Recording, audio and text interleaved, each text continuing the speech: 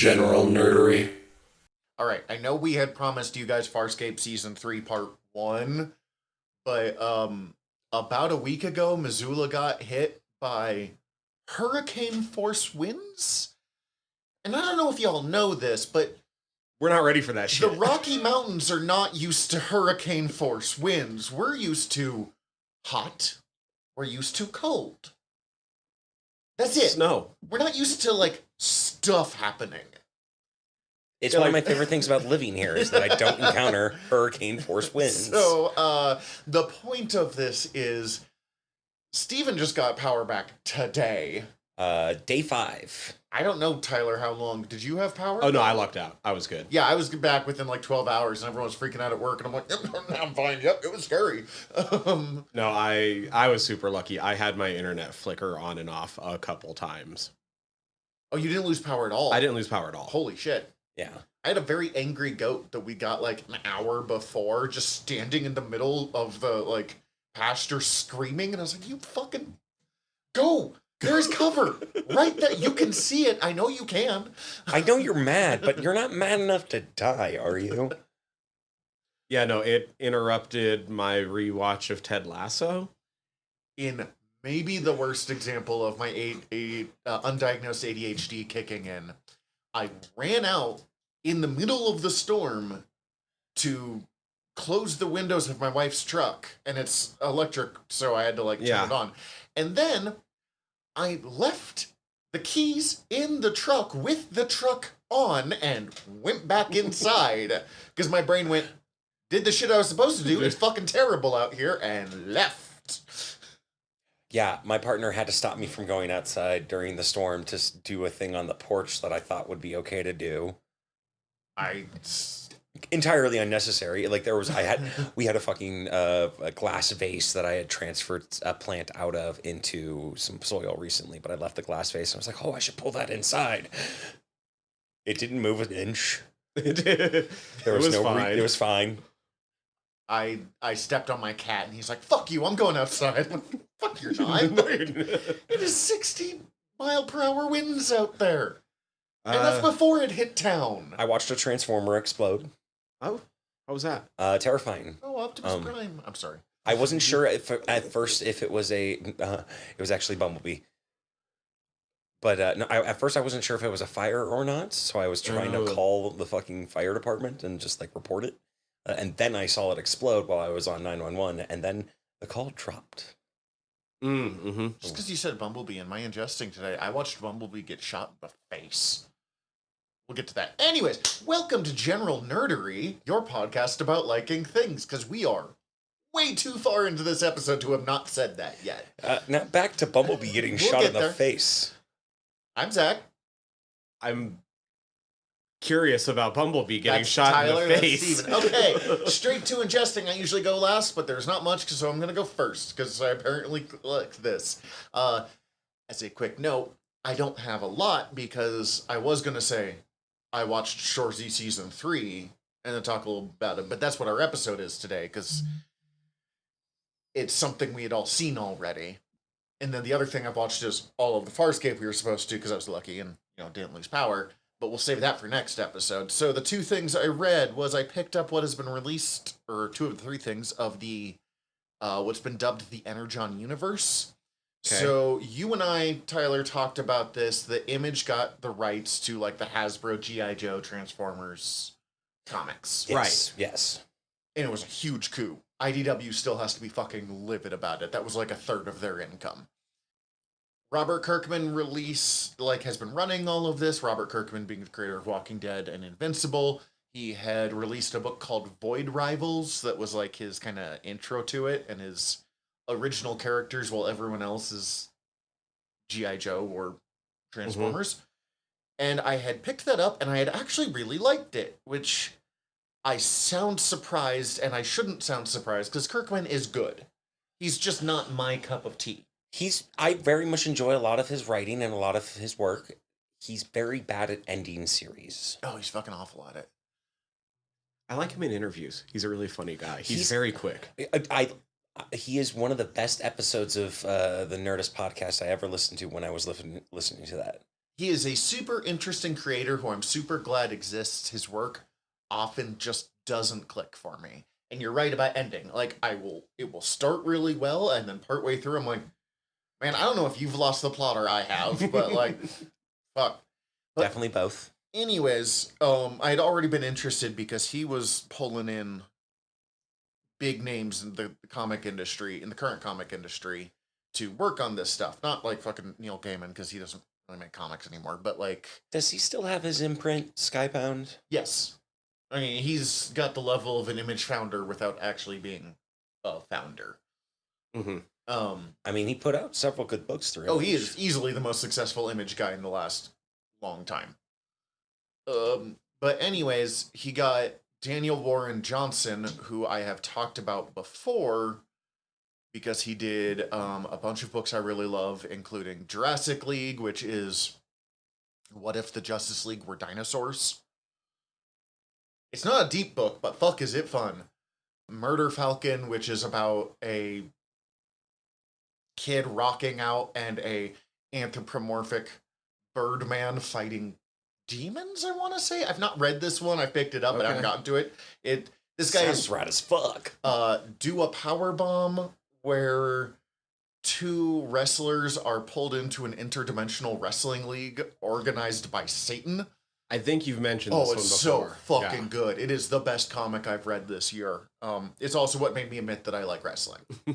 Like, I was watching, being like, it's entertaining, and then I read this and I was like, fuck it, god damn it. But they find out that in it, like, once they get into the competition, they find out, oh fuck, we're the only world where wrestling is fake. Okay. So we have to real life wrestle this, like, giant orangutan. And then it ends with them doing a powerbomb on God. Yes. Because this guy created this when he was watching wrestling while, like, newborn baby who couldn't sleep, so he was up all night. So, like, I think there were some hallucinations going on in the creation. But anyways, this guy was given Transformers. And, like, I mean, you and I have talked about this. I'm not a huge Transformers guy. My main experience with the original, like, not Beast Wars Transformers is the Transformers the movie? Yeah, the series of music videos that is Transformers the movie with death in between. This is easily the most violent fucking Transformers I've ever read.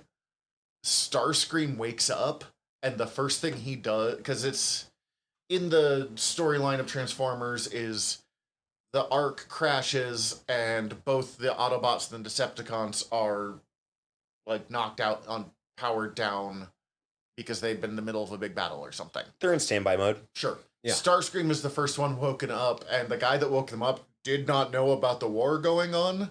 Okay. Because he had been, like, Yeah.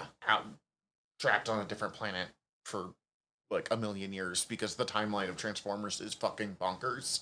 So because they're fucking robots, and they're dealing with... So he wakes up Starscream, because Starscream was his buddy back in the day, and he's like, let's go save the others. And Starscream's like, but what if? And shoots Bumblebee's corpse in the fucking face, and, like, blows his head up. And I'm like, but are you gonna...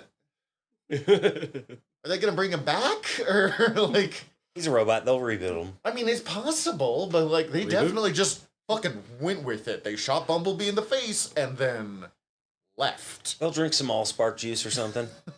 Delicious Allspark juice. Definitely watch Starscream tear some people in half. It's violent. It's like, okay. Hell yeah. You know, I'm not usually the person to be like, you know what we fucking need to make this kid's cartoon gritty as shit. But man, it works. But apparently we needed to make this kid's cartoon gritty Man, as I'll shit. go wherever Daniel Warren Johnson wants to fucking take me. His fuck work yeah. is wild. He did a post-apocalyptic Wonder Woman story that I never read, because post-apocalyptic Wonder Woman story, but now I'm gonna have to. I also read Cobra Commander from that same thing. Like, oh, okay, yeah. Just a miniseries. It was fine. It was not unhinged brilliant like Transformers was. It's Josh Williamson wrote it. He wrote that Robin series we read a little while back. Cool. He wrote the most current Green Arrow series. He's been writing Superman. He's the number 2 guy at DC now. Okay. as far as I'm concerned. Only because Tom Taylor's Nightwing run is a once-in-a-generation level quality book that won its, like, third or fourth Eisner, I want to say, yesterday. Like, it wins awards every year. And so it's like, all right, I don't give a fuck about G.I. Joe, but I'll give this a shot. I still don't give a fuck about G.I. Joe, but it was interesting. I mean, it's a story of a terrorist taking over, so I'm like, yeah, but, you know. Didn't they announce some sort of G.I. Joe crossover movie? Something? I don't know if they've announced, but I've heard so many rumors of Legit, those G.I. Joe movies were terrible, but they're so much fun. Oh, God, yeah. I've always meant to watch the first one, which is supposed to be the worst of them, but Christopher Eccleston's in it, and I love Christopher Eccleston. The first one's trying to be a little more grounded in a way that doesn't work overall, which is why it's worse.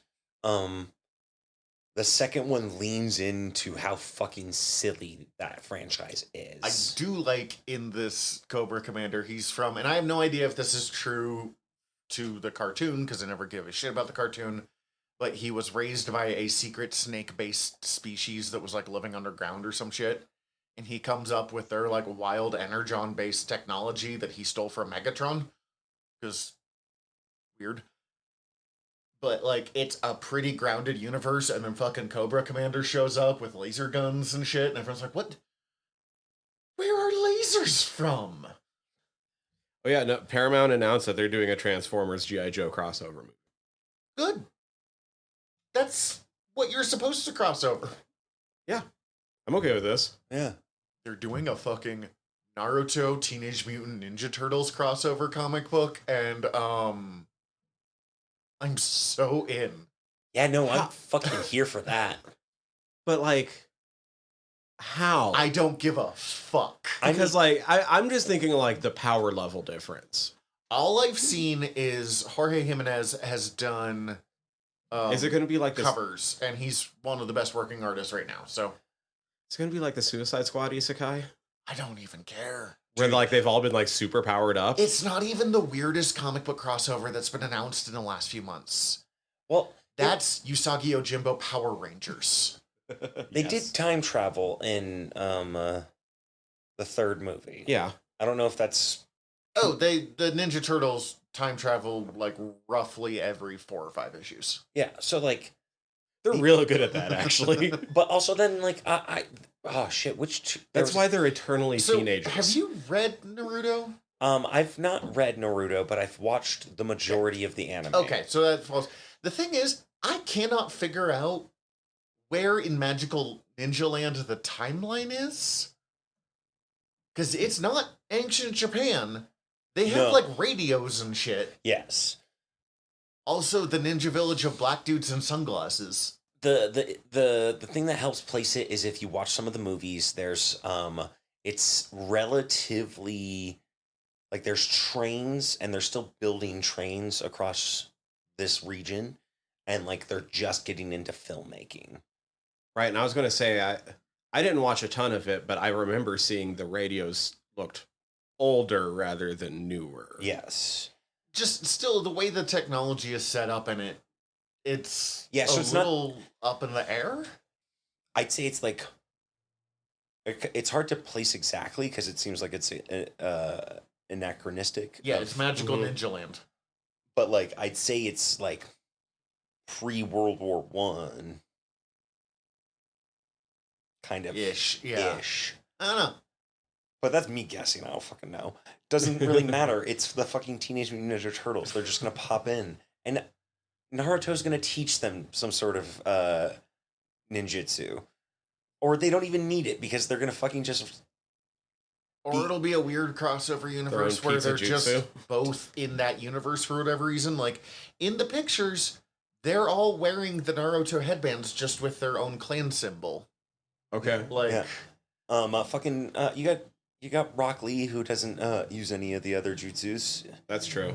Rock Lee's the fucking man. Rock Lee is my favorite.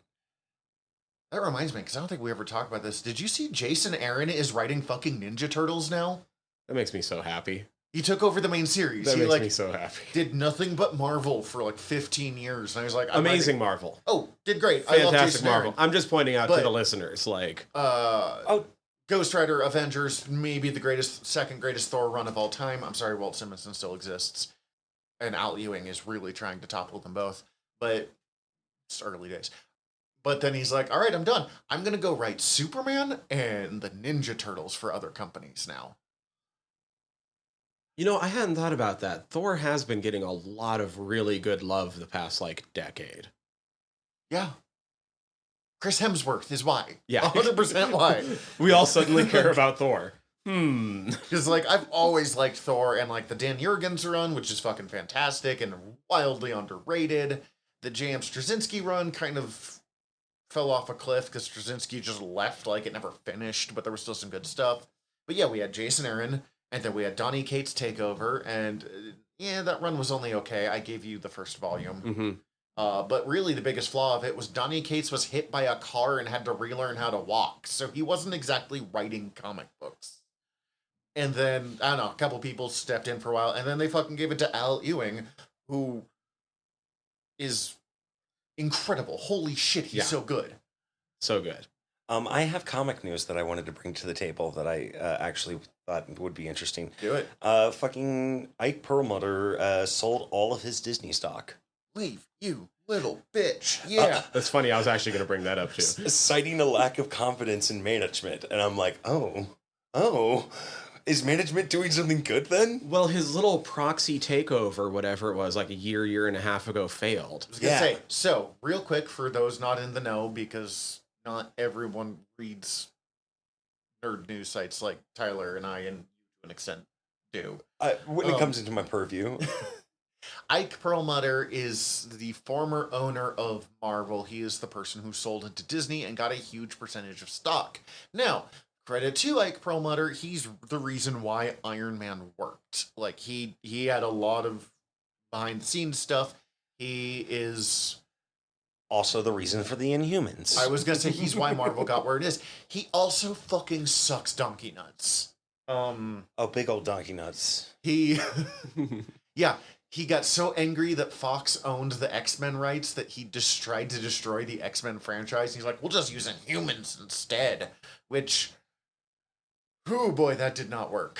I mean, every time I even read his name, I think back to one of my favorite internet comments ever. And somebody had asked, what was Marvel's biggest mistake? And the the number one upvoted comment was, I don't know what number 4 is, but the top 3 are Ike Perlmutter. But Perlmutter also worked for the fucking Trump administration and is one of Trump's biggest donors. And, like, we don't really go into politics on the podcast, but fuck that noise. We don't go into it because we're pretty blatant about it. Yeah, if you haven't picked it up, man, I'm sorry. I don't know what podcast you've been listening to for like 4 years now. Yeah. But yeah, no, I saw that and was like, ooh, I have to remember to bring this to the table. It's like, I'm selling that. He got an obscene amount of money because he had a bunch of shares and he was selling them for, I think, $150 a stock. And he's like, when they drop down to $65, I'll just buy the whole company or something like that. And I'm like, fuck off, man. Like, dude, that ain't gonna happen, man. Yeah, you know what? Dislike him making even more money, but if it gets him out of here. Yeah, exactly. That's where I was. Like, well, then whatever. Cool. Sometimes you gotta bite the bullet and you were already under the eat the rich category, so yeah, whatever. Yeah. Drop in the bucket at this point. Like, see, for a second I thought you were going to bring up the QR bug last page thing. No, what's this? Oh, I know about that. He probably doesn't. So X-Men has been putting a QR code in the back of all of their books because they just relaunched X-Men in the post-Krakoa era. Mm-hmm. I've only read X-Men 1. I haven't read Uncanny, or I don't remember what the other ones that are I don't remember so right far. now. But X-Men 1 was fucking good. I actually really liked it. But they've been releasing a QR code that has a secret last page that you can only see if you click the QR code. I would never see these. Yeah, never dumb. in my life. But all of the comic book news websites just were like, "Did you see the page?" That's Yeah. funny. Now I have. Thank you. No, I haven't seen anything else. Just that page. Thank you. I was going to Google this and Yeah. supplied this for me because Basically, they just ruined the whole thing for Marvel, but it was kind of a stupid gimmick anyways. I don't know why, but they fucked up and the gimmick failed and none of the QR codes were working.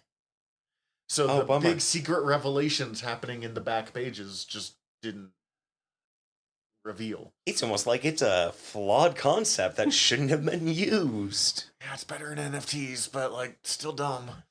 Yeah. Yeah. Oh, probably my ingesting. I Are guess you done? so. Yeah. Sweet. Deadpool Wolverine, guys. Ooh, how was it? What did you love it? I have been It's- spoiled on some of this already. It's maybe the least funny Deadpool. Interesting.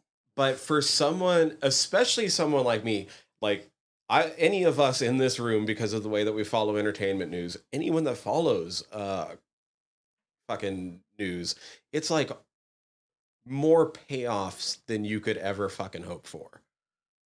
Especially if you've been following all of the movies. Well, they're really open. This movie was more than anything a love letter to old school film, Marvel superhero films from before the MCU took off, like giving them their due.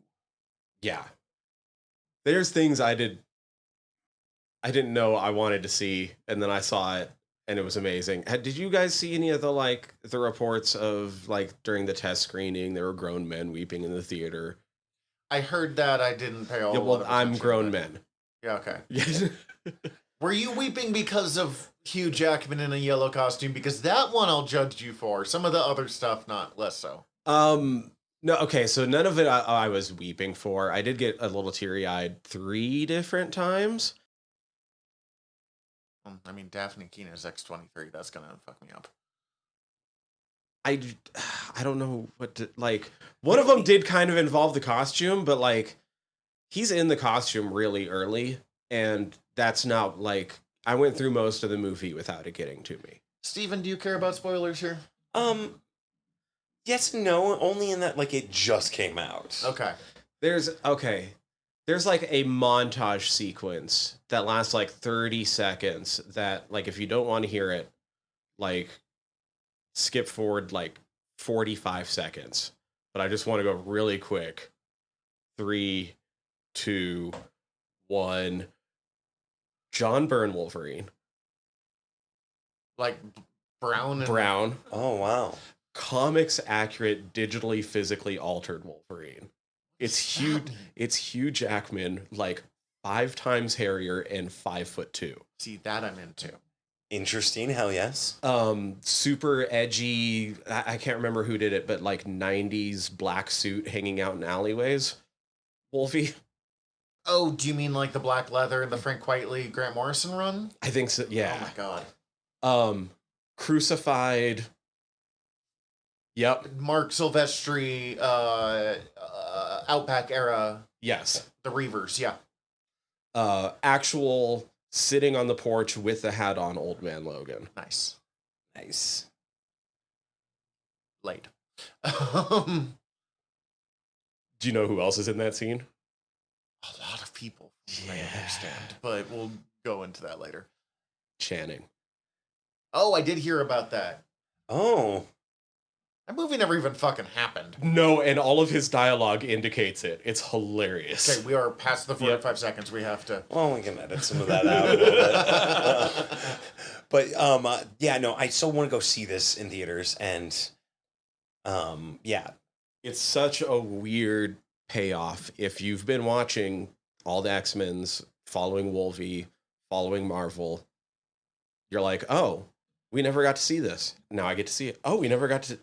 Oh, I don't know when I'm going to get a chance to go in theaters. I might go see this one in theaters. Like, I went to the first showing this morning. I was like, do I have time?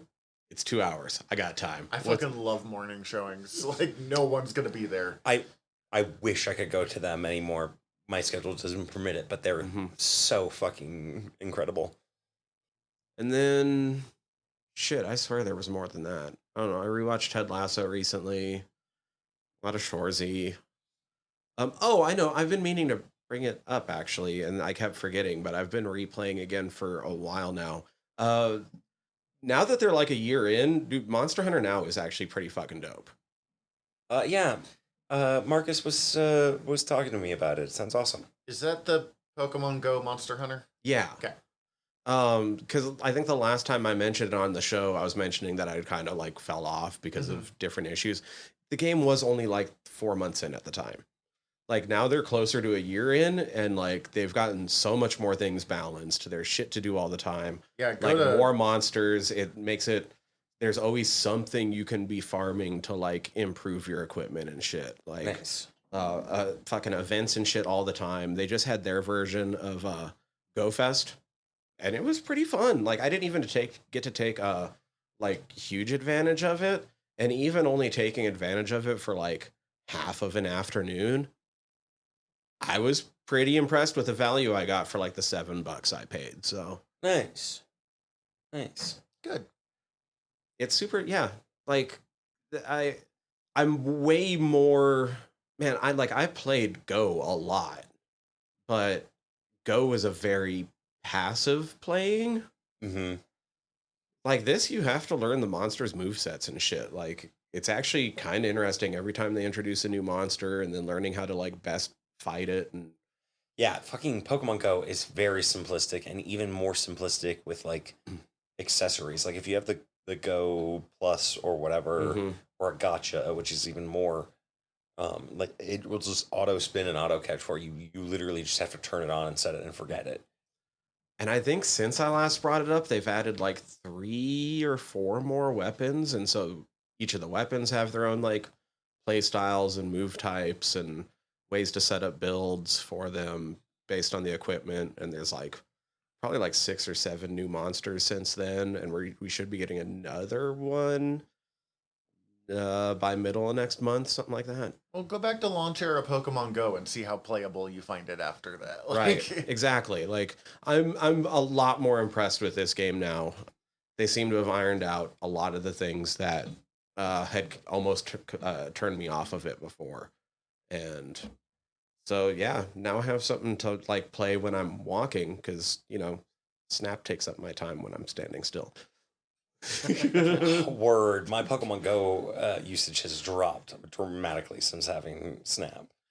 I am curious. I don't want to we don't need to take like an hour on it, but we mentioned Snap a lot, but it's been a while since we took like a couple minutes on it. And like Steven, you're Series 3 complete now. Like this is a completely different world. I love it. It's my partner plays it with me.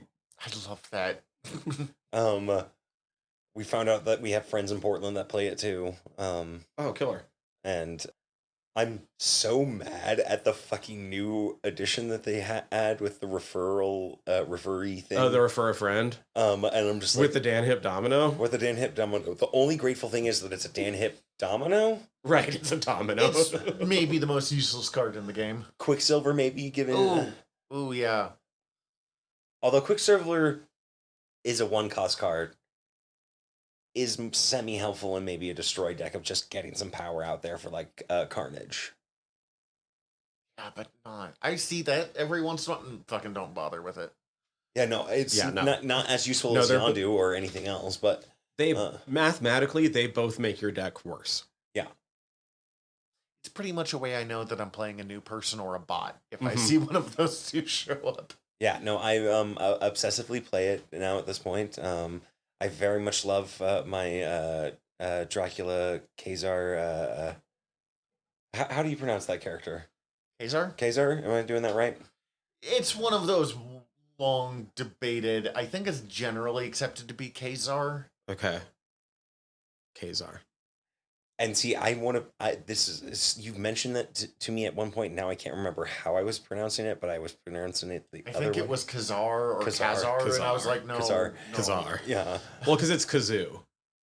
And that's definitely why. My Dracula, Khazar, She-Hulk Infinite, Sunspot. That's my go-to deck. But I've been playing some Destroy lately. But yeah, I was gonna say favorite card, least favorite card. We could just do that real quick before instead of going into like 50 minutes of Snap. Fuck you, Leech.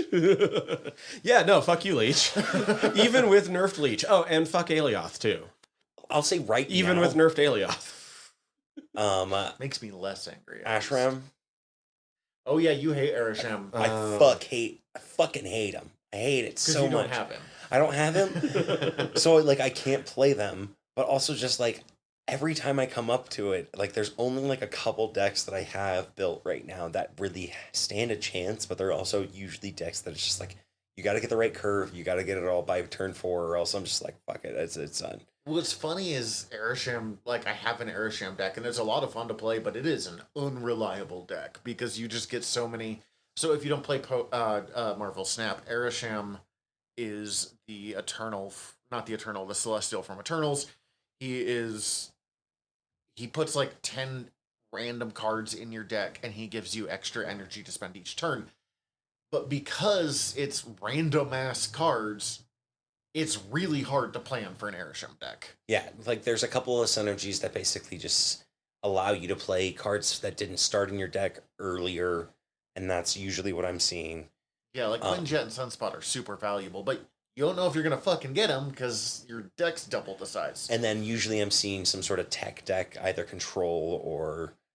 Doc Ock's a big thing because you can get him out on 4. Same with Leech. Fuck Leech. Yeah, Leech might be my second favorite. And then favorites are probably Sunspot and Armor, which is weird. Okay. No, that's a good basic combo. Yeah.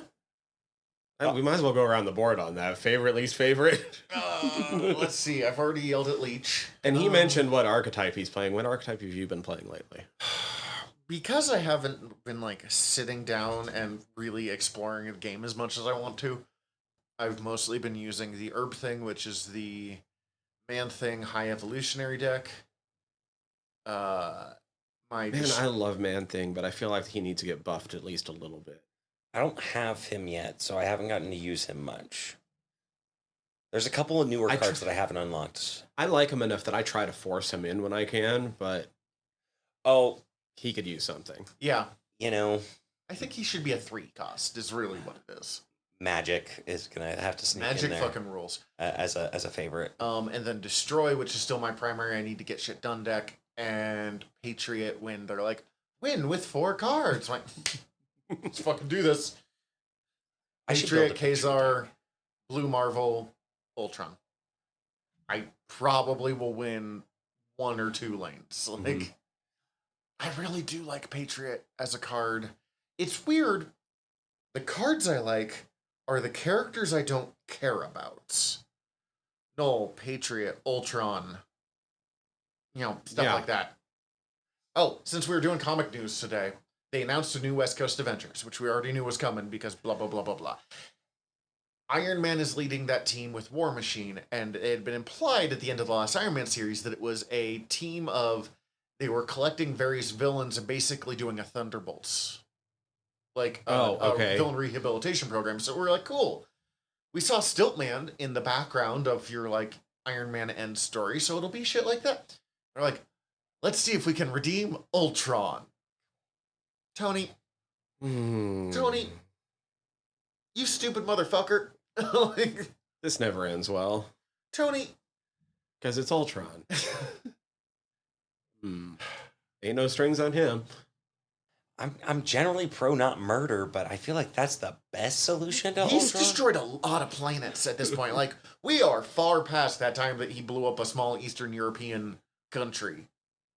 In Annihilation Conquest, he took over the Phalanx and just, like, conquered half the galaxy by eating them. So, like... That's fucked up. Yeah, we can probably just get rid of Ultron at this point. Come on, man. He's not even your fault in the comics universe. He's Hank Pym's fault. You have no responsibility. Yeah, just... You know what? If you can't do it, bring in Punisher. He will. He'll die. Yeah, but, you know, whatever. 2 birds, 1 stone. I'm so down with that, yeah. Best case scenario, he does it. Second best case scenario, he dies. Yeah. Yeah, I've just still been playing a shit ton of negative. I've gotten really good at negative, guys. I play negative like 90% of the time. No, Nola's such a fun card when you can use him right. Yeah. Least favorite leech. Most favorite, maybe Zola. Zola might be my favorite card to play in the entire game because whenever I get to play him, he always does something stupid. Yeah. Magneto's very satisfying when he pops off right. There's never been something to guarantee I'm going to fuck up my Zola, like when someone plays Doc Ock, though, because they'll, like, pull Zola and the other 3 cards, and Zola will always go first. Fuck you. I did have him go second the other day when that happened to me, and, like, spread my Iron Man to the other 2 locations, and they were like, well, sweet fuck. brother.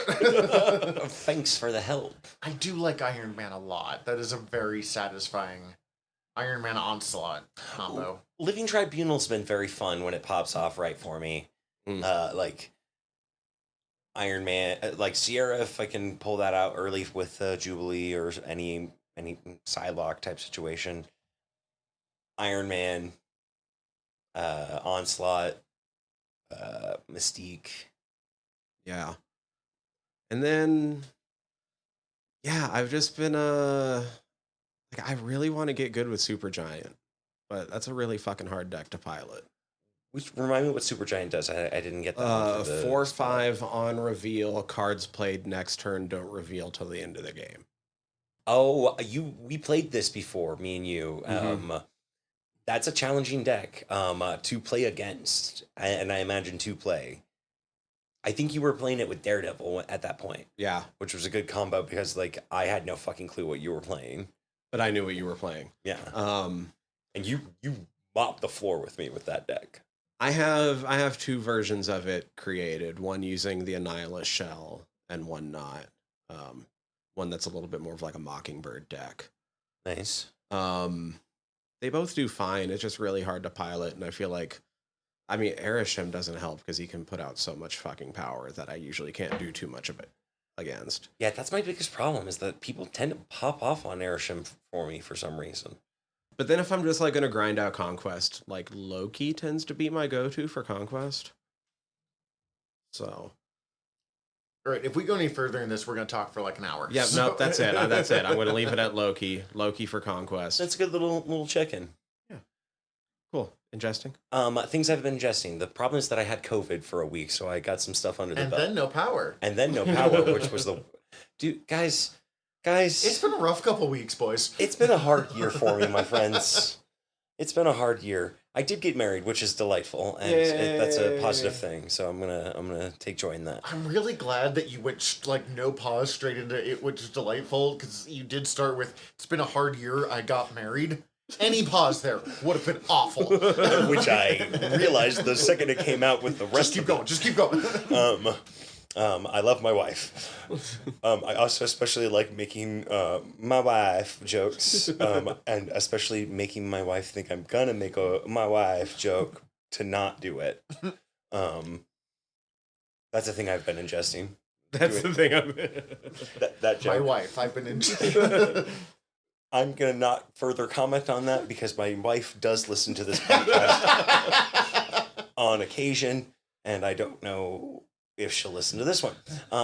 But Delicious in Dungeon, Netflix anime series. Fantasy, I keep meaning to check it out. Fantasy series where basically at the start of it, a dungeon party gets wiped out and one of their party members is eaten by a dragon, and they have to basically go back in immediately to try and get her before she's digested because dragons take too long to digest people. But they have no money. They have no food. So they have to start eating monsters. D&D Food Wars is how it was described to me. D&D Food Wars is very fucking on point. But it also has kind of a wholesome kind of comfort feeling to it. It kind of reminded me of less of the fans, not very fan servicey actually at all. Less horny Food Wars. Less horny Food Wars is a good way of putting it. But fuck me, do the dishes look so delicious. I picked up the first volume after I heard so many good things about it. And I read the first chapter and I was like, this is interesting. I am in the wrong headspace for this book. I would love to borrow this when you're done with it. And then I put it down, and that was 3 months ago because I probably have ADHD. Same. Makes sense. It's all good. We get it. Highly recommend checking it out. And I would love to do an episode on it at a certain point once you've both watched it, because I imagine you'll both enjoy it in different regards, and that, like, I feel like it'll really resonate with you. I have hope that you'll actually enjoy it a lot, but I'm not certain. I've heard really good things about it. We're not going to say who he was pointing at for which one, and we'll just let you all imagine. Yes.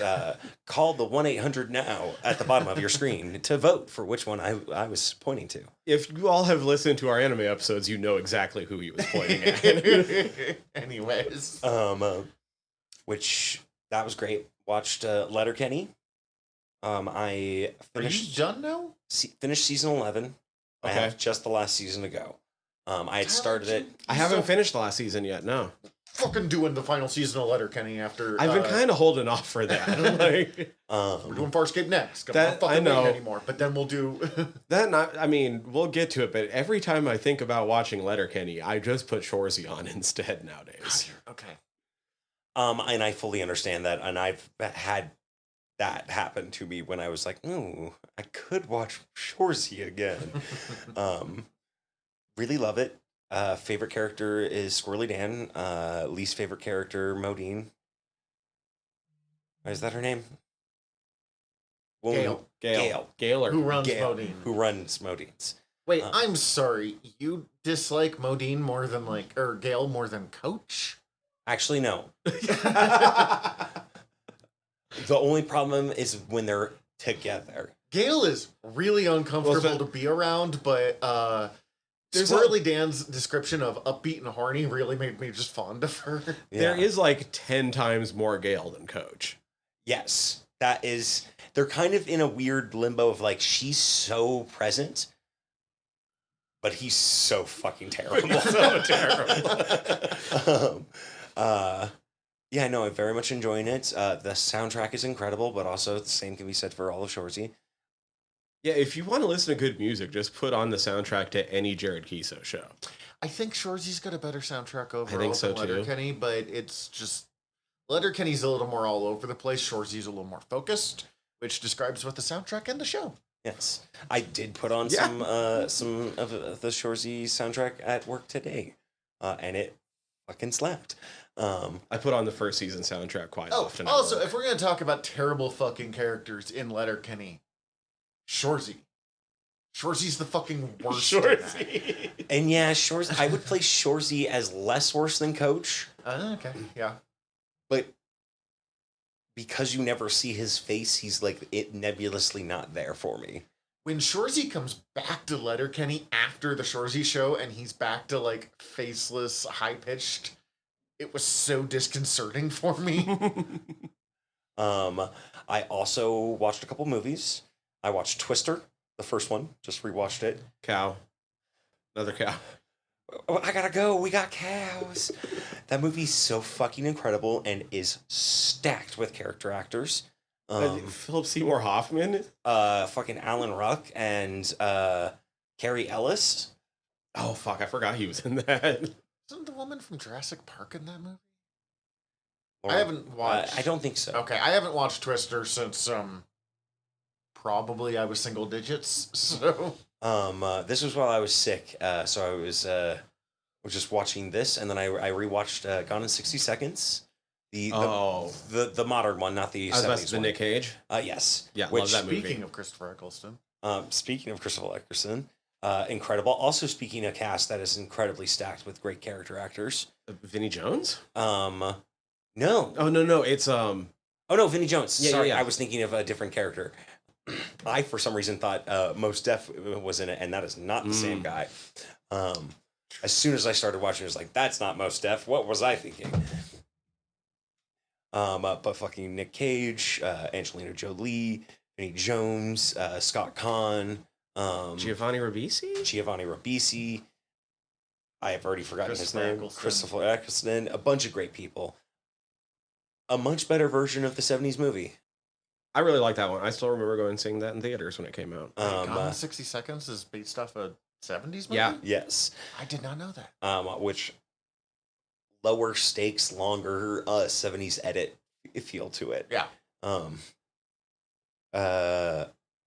Oh, fucking also, why can't I not remember his name? He's the villain in Die Hard 4. Timothy Olyphant. Oh, Old Fantastic's in it? Yeah. He's in that, and he's great. I also watched Abigail, the new movie from the guy who directed the last 3 Screams and also Ready or Not. Right. Okay, how is that? Very fun. Not as good as Ready or Not, in my opinion. But in Wait, that Abigail, like the haunted doll Abigail? Do I have the name of this movie right? Is it... It's got Dan Stevens. It's also got the woman from Freaky. I can never remember her name. It's also got the woman from man, my brain is completely failing to remember actors' names. It's on Peacock right now. Is it the one where it makes sense that its working title was Dracula's Daughter? Yes. Okay. Okay, I'm thinking of something else. Annabelle is what you're thinking. Annabelle, yes, that's it. I think the movie's called Abigail. I'm pretty sure you're right, yeah. Basically, the premise is that a bunch of career criminals are kidnapping a little girl who's like a ballerina. Yep, that's the one. That they think is the daughter of a mob boss, and it turns out, oh no, shit, she's a vampire, which is like revealed halfway through, but it's supposed to be like a big reveal, but it's also like it's pretty obvious in the trailer. Yeah, it's on the poster. And Glenn Carlos Esposito, is that his name? Giancarlo Esposito? Giancarlo Esposito, thank you. He's in it as well. Oh shit, I don't know if I knew that. There's this is another movie with a incredible cast of people. Dan Stevens gets a great bit in it. There's a really big fucking dude in it that I want to say is in the Wolverine. I want to say he plays the Blob in the Wolverine Origins movie. Oh, okay. Yeah, a lot of great actors in it. Very fun. Very very good. The reveal is kind of weird in that like you know it going into it. Mm-hmm. And so like the little bit of that is kind of just like useless, I feel.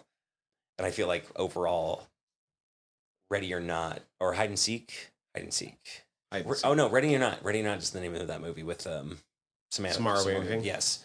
That one does a better job of like having an open question of like, okay, so we know all these people are crazy, but are they crazy for the right reasons? Like, is there actually a demon who they need to kill someone for?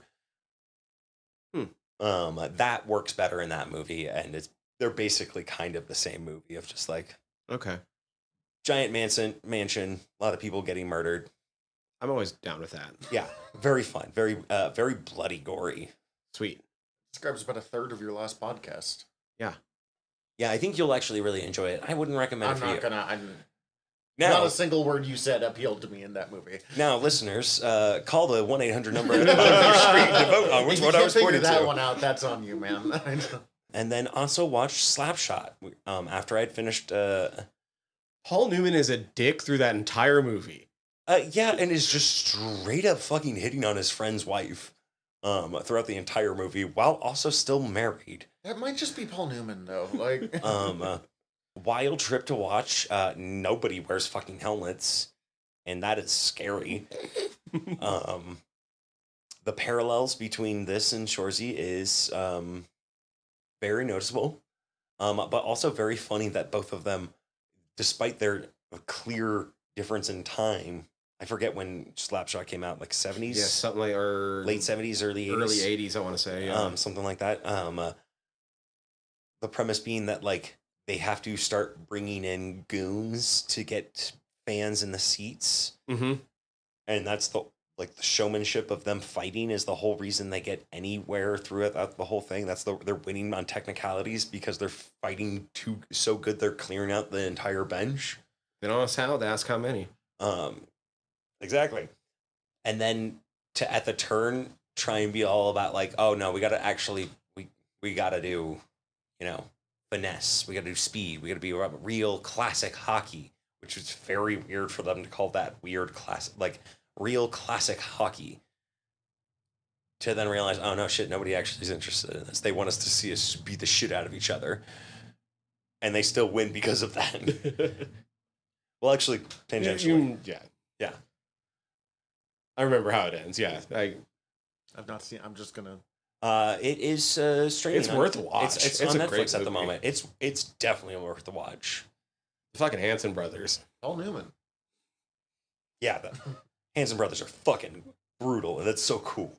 Yeah, definitely worth watching. It's streaming on Netflix at the moment. And that's my ingesting.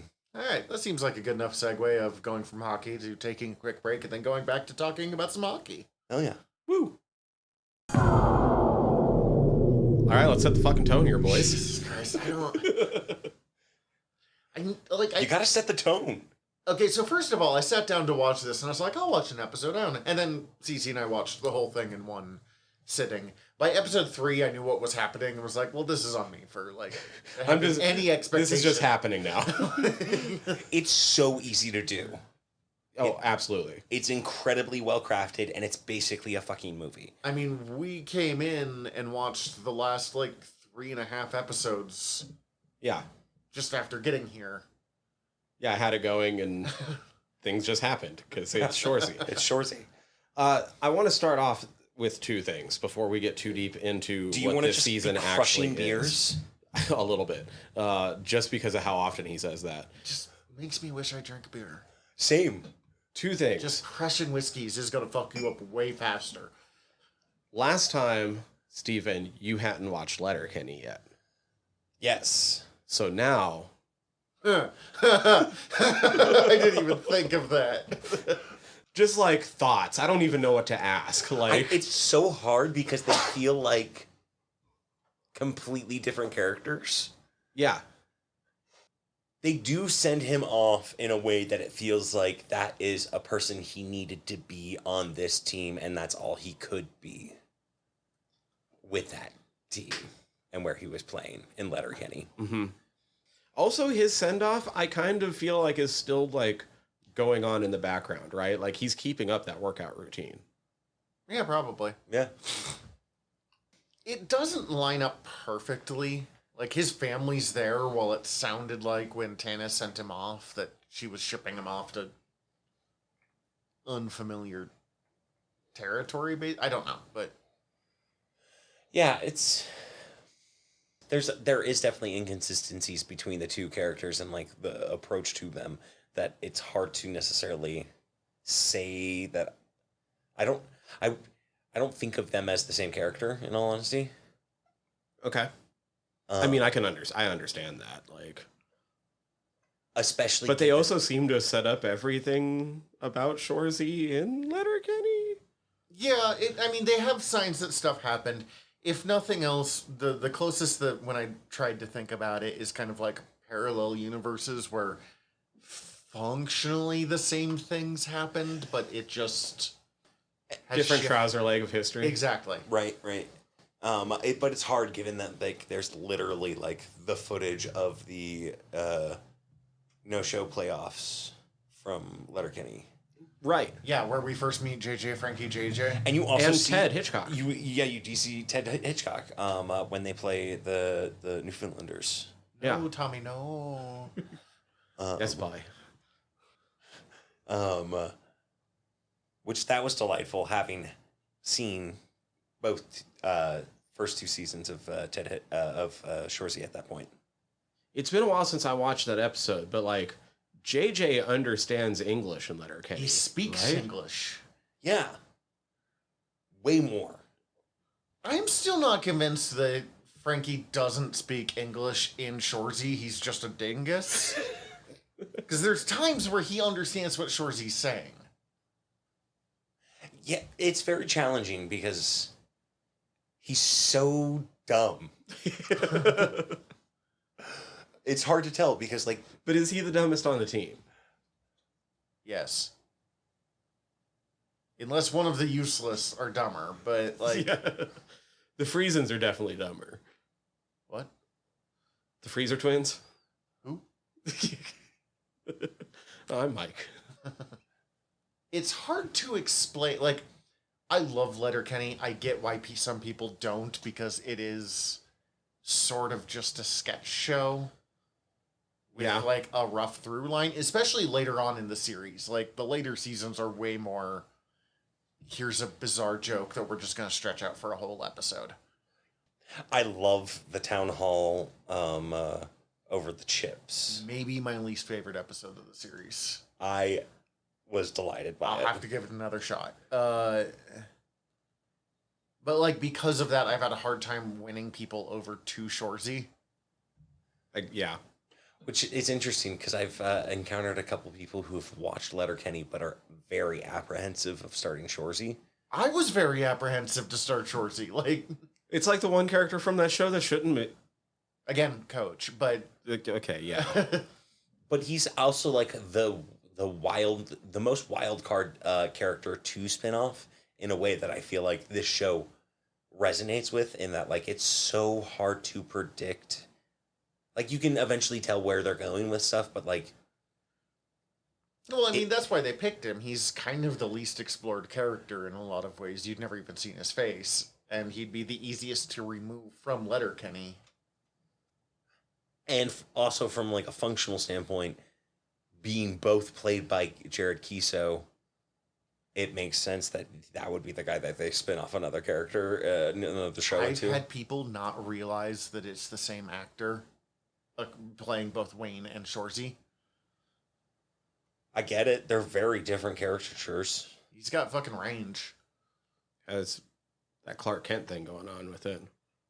I kind of watched. He was apparently on a cop show for several years in Canada, and one just Canadian police show sounds funny to me, but like An episode of Supernatural that I remember watching.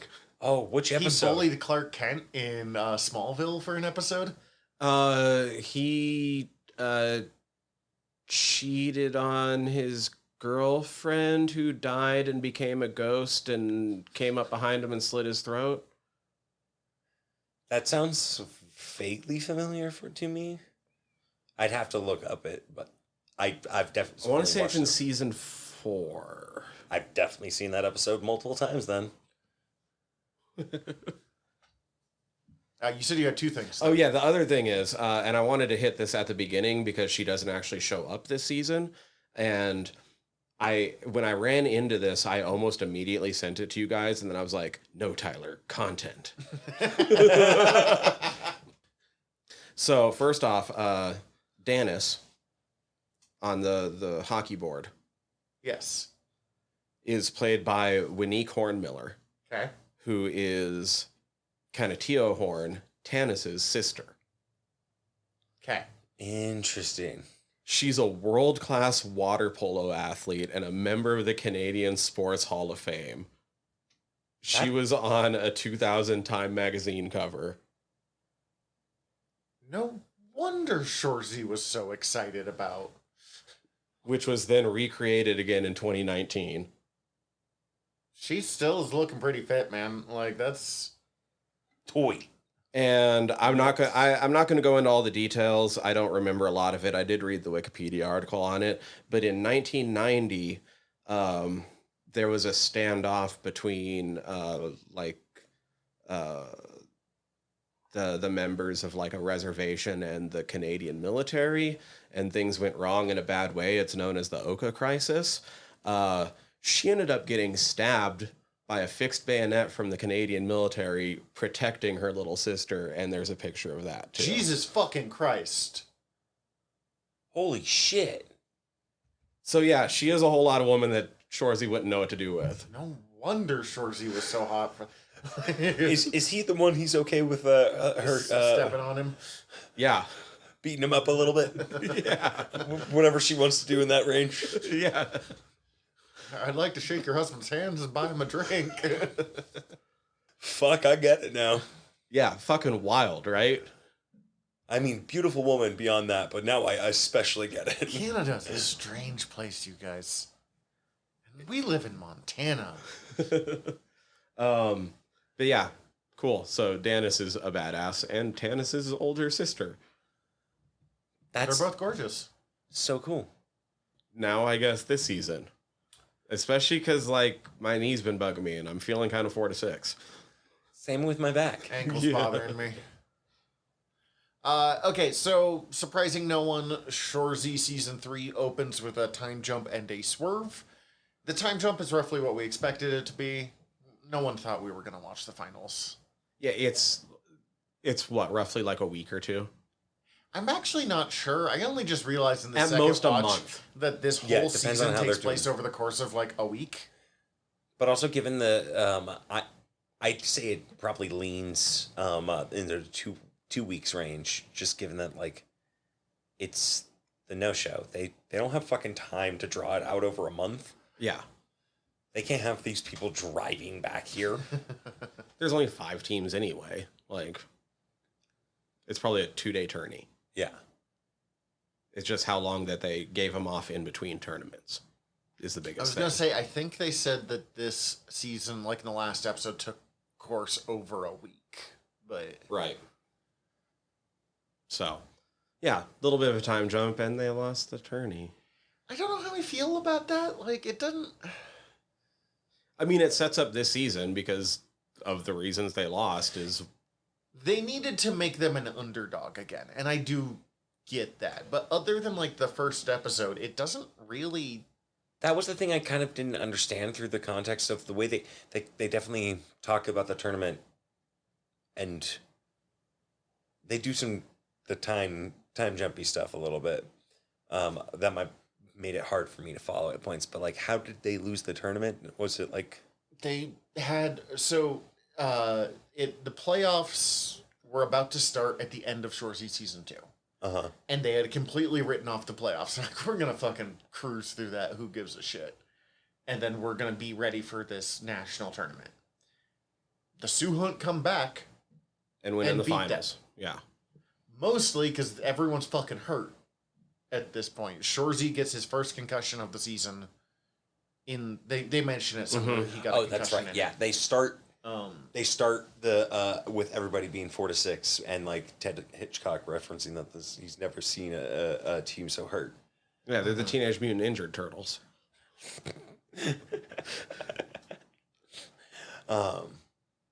Fucking Shoresy has like a concussion, A hit pointer. I think they mentioned something else. Too. Oh, he can't shit because he. Well, that's because of the hit pointer. That's the hit pointer thing. There was something else too they mentioned. Dislocated shoulder or something? I don't remember because it's not the ankle yet. That doesn't happen until later. Yeah. I don't know. It's not that important. Yeah, everyone's hurt. Everyone on the team is hurt except for JJ. He's hurt physically. He's hurt. He's hurting mentally. He's fighting battles. he's fighting battles. He's fighting his own battles. I'm not sure how I feel about the choices for Frankie this season. Because it kind of undid the progress Frankie made last season just so he could be like a confused mess again. But also, it's just hard to use Frankie as a character in this show. I don't think he had any growth last season. I think she just gave him a second chance. That's yeah, fair if point. anything, Like, Lawrence was the one to grow to like the guys more. Yeah. Yeah, she like there's a good man there. He just has to be humbled a bit, and then like, And he keeps she fucking was up. fucking wrong about that one, I guess. Yeah. And like, he's probably the least favorite of my sluts. My least favorite of the sluts. Yeah. I mean, that's kind of what I mean. Like, it's hard to do anything with Frankie because he doesn't understand. He's kind of dumb. And he's very food motivated. And I'm also very food motivated. And I'm kind of dumb and a big dude. So I'm not But judging, not like Frankie. And I think he basically only does what he's told when he like fully understands. He doesn't like fully understand. He's not like with it. He just does what he thinks is like. He's instinct driven of like, I will eat, I'll fuck, I'll go play hockey and beat the shit. And maybe that's He's my problem horny, because man he thing. was like, oh my god. Well, giant size. That might be my problem is they set him up as this like monster player in his Letterkenny and his first season appearances when he is like, at least in the first season when Lawrence LaBeouf is with him. Mm-hmm. But then he's just kind of a non-entity in the other 2 seasons when it comes to actually, like, playing. Yeah, he's supposed to be like a top scorer for him, but we don't actually ever really see that. And I guess that, like, I mean, that's kind of a plot line in this season where people could be like, Frankie's not scoring goals, he's useless. But he wasn't doing that last season either. Well, not towards the end of the season when we picked up with them, but I think he was one of the top scorers on the team through the season that we, like the 20 games leading into That's those fair. 4 games. Yeah, and I think he was the one who was carrying them through the games where Fish wasn't scoring any. But yeah, like he's just kind of there. But he's not even there. Oh, I was pleasantly surprised, and like Stephen, you just watched the movie, like with how closely Shoresy has been up to this season following Slapshot. I was surprised he didn't end up on the Sioux, and I was glad he didn't. Oh, yeah, I remember you mentioning you were expecting him to... Because that would have been the easy follow Slapshot. Betrayal. Yeah. And instead he's kind of the mental health message, but only sort of. I will say that whole scene, especially, I'm just going to jump ahead, but like the Final episode, everyone's battling something. Everybody's battling something, and Shoresy actually takes the time to like fucking talk to like very much like get in Frankie's face and just like talk to him, and Dolo's like translating so that it's definitely known he knows what Shoresy is saying, regardless of whether or not he's not picking it up in English. Like that was like, oh shit, man, that's like a wild character growth for Shoresy of just like. It does underscore it though that what he's going through is everyone's mad that he like keeps hiding Subway subs in his bed and has cheated on every woman he's ever met. Then there's also the cultural appropriation. Which is a very good bit. Yeah. It's really funny that is kind of such a touching moment when it's Shoresy getting in someone's face being like, your feelings don't fucking matter right now, bro. Like, I get it, man, but you gotta put that shit aside. Like, most of the time, in a touching moment, you're like acknowledging what they're feeling, and he's like, if this was Ted Lasso, it would be like, feel those feelings and work through them. And that's how, like, this is the anti-Ted? Still? But anyways, the first episode is mostly their spirit has been broken by losing. They're all hurt. Shoresy is at his most frustrating. But they introduce the other teams as well. That's a big part of the episode. But they still have a ticket to the show, essentially, because they're hosting it. Mm-hmm. But they're really pissed about that because, like, it's a pity situation. It's a technicality. It's a technicality. They wanted to go because they won. Which drives me nuts because early on, Shoresy was like, doesn't matter as long as you're, like, there, that's what's important. And now he's like, oh, we're a bunch of fucking babies. Like, you're the worst, dude. Like, there is a subtle shift throughout the series of like hating losing and loving winning. Being it starts out as not in the early seasons. It's very much like I don't care about winning as much as I hate losing. And then like in season 2, it very subtly shifts to kind of like the kind of same thing, but Shoresy's definitely picking up more of a love for winning. And I feel like in this season, he's definitely love for winning. Don't so care much. Like, he doesn't like losing, but it's very much about disappointment and not winning at this point. I just keep wanting to send him that episode of Star Trek where Picard talks about how you can do everything right and still lose. Mm-hmm. And that's not a failure. That's just life the entire time. Like, and I admit, I am not a wildly competitive human being. Losing has never overly bothered me. I do it a lot. But, like... I hate winning. Winning sucks so bad, guys. So, guys, we had power outage and I had to play Monopoly and I accidentally won and I hate winning. Oh, you were like the anti-capitalist too, so that is... It felt so bad. I made somebody go bankrupt on accident because I forgot. Filthy landlord. I forgot that I was playing a game where you like take people's money and I was like, oh God, no.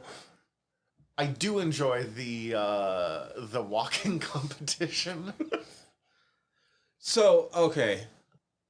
the walking competition is where we first see Sanger get mad too this season. Mm-hmm. I think in that moment he realizes Shoresy's done.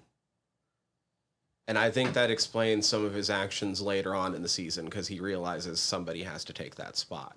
And he's pissed that it has to be him.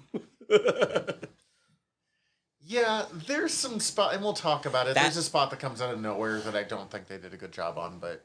While we were watching later, that enlightened to a question I had about a later episode. So thank you. That's a very excellent point that I missed through my first 2 watches of this. And I think he also...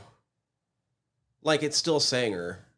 He's not willing to be the one to pull the plug. It has to be Nat later. Mm-hmm. Mm-hmm. But I think he knows in this first episode that he's done. Yeah. Yeah, because the others can heal up, but Shoresy's not gonna, because Shoresy's not gonna stop fighting long enough. Mm-hmm. Yeah. And it's just all happening too much now. Mm-hmm. And too quick. That shit adds up real quick.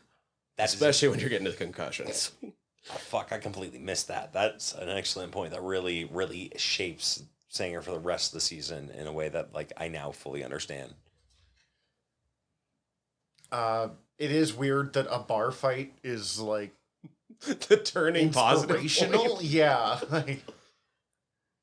I love the recurring bit of the next team always seeing them and being like, oh, fuck. God damn it. Like, oh, fuck. Except Also, these teams are all great. I kind of hope we get to see all of them again. Right? So we have the Italians. Yeah, that was the Von Canadesi. The super nice guys, the Bay Reds. Areas, the Reds. Yeah, the Charlottetown Reds. That's Gord. Yeah, Gorgeous Gord DeGlaunt. The dummies. The Brooks Barrelman. The Freezer Twins. Mm-hmm. And the fighters, who are led by... That's the Quebec team. Les Rapides de Radon. Thank you for saying that, and I will never say that the rest of this episode. That's the one that's owned by Marie May. Yes. Yes. Who... And, of course, the Sioux Hunt are back. And the Sioux Hunt, and yeah. the Sioux Hunt are back. I do really love the Sioux Hunt when they recurringly come back a couple times. I'm so surprised that Jordy Jordison got him again. It's so like how do they come back for that? Jordy must pull in a lot of viewers for the amount that people put up with his ass.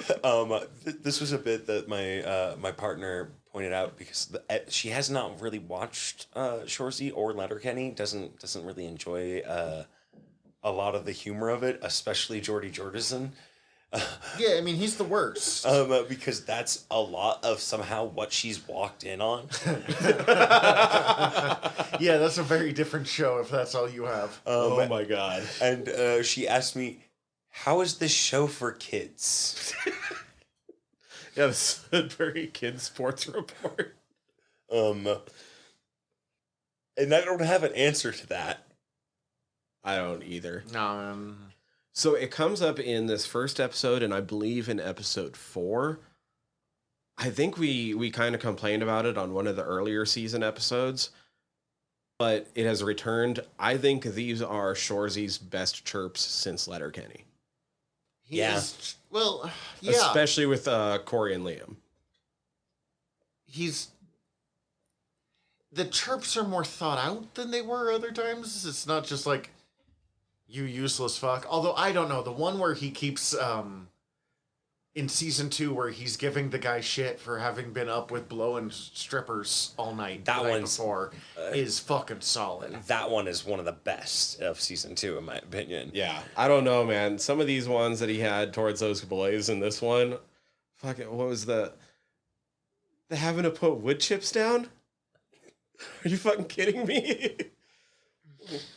Yeah, he was Like, really I have your mom blocked chirps. and I have your mom on speed dial. I don't know which one should be more embarrassed.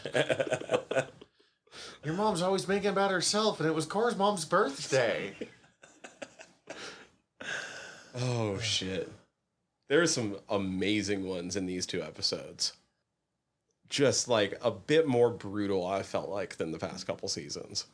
Yes, I will agree to that. It felt more like he was going at Riley and Jonesy. I really enjoy season 2. It's my least favorite of the 3 seasons, but as we've talked about time again on the show, something has to be. Yeah. I think it was really interesting to explore them as like, okay, we've done the underdogs.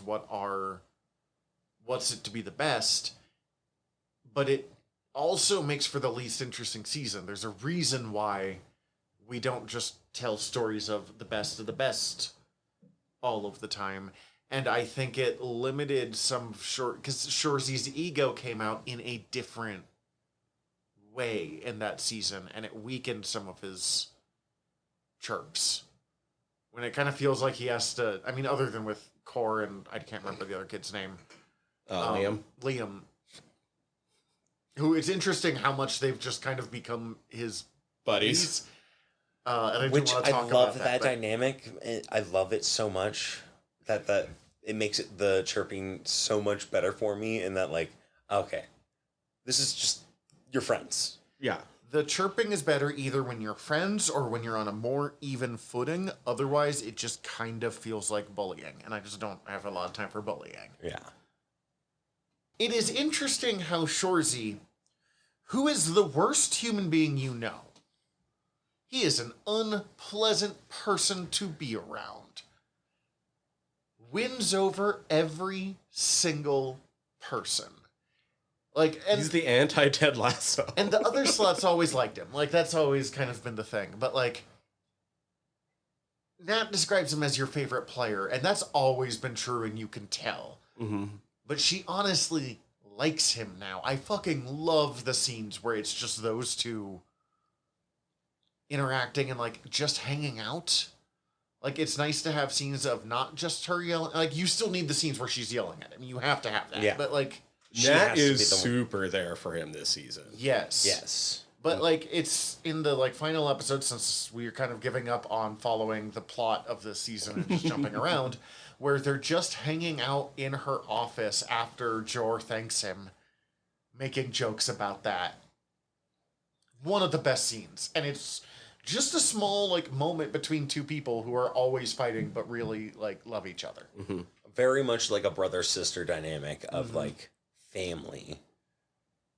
And fucking love it. It's so understatedly just, like, crept in there. But it works perfectly. I kind of loved having more hockey. Yes. I also enjoyed that. And I think that had to have been the influence of the directors of this season.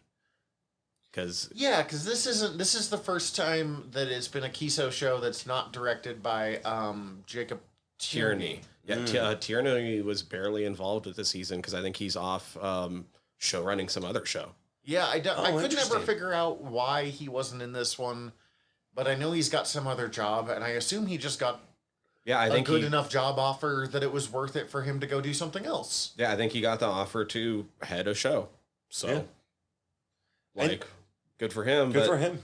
The directors on this were like Stuntman and Goon. Goon is what it was. I knew they were in a hockey movie, and I forgot that Slapshot was in the 70s. I should rewatch Goon and Goon 2. There's Goon 2? Yes, and it's actually really good. And I think just like they also took advantage of the fact that all of the sluts play. Yeah? And like some of them have been to the show. I mean, even Kiso plays a lot. Yeah. So like, why not? Why not? And it looks pretty great, in all honesty. Yeah, I don't know enough about hockey to, like, there were a few things I saw them do that's like, that's impressive, but... I don't know if it was impressive or not, but it looked that's what cool. I was going to say. Like, for me, exactly, like turning while on skates is impressive. So I'm not a good judge. Mm-hmm. All I know is that, like, from my uneducated viewpoint, who has not watched a lick of hockey, it didn't look like it was very, like, scripted and choreographed and, like, overly, like... Yeah, people didn't look like they were waiting for their marks and stuff. Exactly. It looked very fluid. It looked like pretty relative, from my viewpoint, what I assume a natural-looking hockey game would look like. Although I don't know how much of people actually dropping their mitts all at once like the gyms would. I mean, that's because it's fucking Bush League whale shit hockey. That probably wouldn't fly outside the no-show. We didn't cover the rest of the teams. I feel like we missed one or two. The Italians, the dummies, the Quebec fighters. No, the we got there Sioux actually. Hunts, Yeah, no, we got there. and the Blueberry Bulldogs. My fucking god, do I want to get a Blueberry Bulldog sweater? Yeah, I was definitely thinking about that. Well, Number 69. Sure. Oh, I want Dolos. Dolo would be good. Dolo would be I good. fucking love Dolo. I don't know what it is about him that I find so funny. Dolo's great. I know. You're not wrong. Dolo might be my favorite of the sluts. Well, he's so funny, but he's also the one that is like the most openly affectionate to Shoresy, which I find kind of interesting. He's the one that's also, despite, like, his only gag is that he almost only talks in French. Otherwise, he gets to be, like, just a real person. Yeah. Whereas, like, otherwise, I mean, I guess Ted gets to, but, like, Goody and JJ are... JJ doesn't have a personality. He's a gag. Goody kind of gets a personality, but it Goody is a has gag. a few gags that form a personality when you mix them together as the like food obsessed settle down. Mm-hmm. I feel like the person who plays Goody has put out like a biography of some sort, and I want to know how. I want to say he's an actual hockey player. Yes, exactly. And I feel like it's somewhere in Wikipedia it talks about it. To a regard, and I'm curious now to look up eventually how what do you, I just want to know how what goody-ish he is. like how much he likes chicken. yeah, like, I guess that, but also like what he is just like as a guy, as a human. The naked woman showing up to cuddle him while he's making toast is just the like. I don't know why. That The is dream, you one mean? of the best Yeah. moments in it. Yeah, Jesus Christ. Who doesn't love good toast? Yeah. I know I've told you guys this. I don't remember if I've said it on air. Fuck some good toast. It's incredible. Don't fuck toast. Part of the reason I think I'm so fond of Dolo is that I just unintentionally picked up calling people handsome man because I'm so amused that he does that to Shoresy all the time while also being like, you're the ugliest person here, but... The thing that I can't break myself, I'm the only person around. I'll say it to my fucking cat. Anytime I go to make fucking hamburgers now and I go to throw some fucking cheese on it, like maybe I'll double single them, boys. The amount that I refer to things as unbelievable is not insignificant thanks to this show. But like now I have to pick up enough cheese to double single every one of my fucking burgers. I mean, if you're gonna double single it, if you're gonna single it, you should double single it because like. I refuse to buy pre-sliced cheese. Will not do it. But you're double singling it still, right? A lot of cheese on stuff. I put a lot. At least double singling it, right? Oh, easily. Good. I hope Gorgeous Gord comes back. I liked him.